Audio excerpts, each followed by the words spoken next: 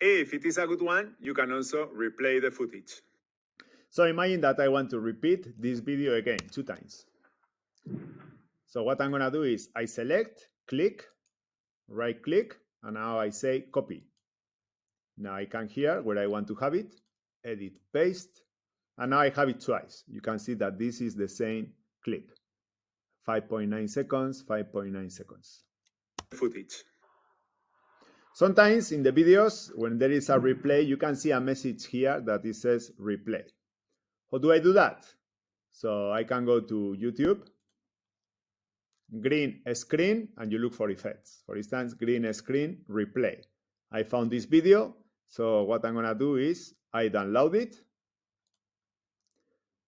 Now I have it on my desktop, and if I drag it, now this is the first time that we drag 2 videos. One is on top of the other.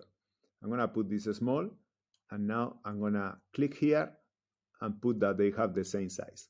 So now I have 2 videos here. What I'm gonna do is I'm gonna select both of them, and I go to these 2 boxes and I select green, blue screen. If I do that, now I play it. You can also replay the footage. And you can see now the replay sign.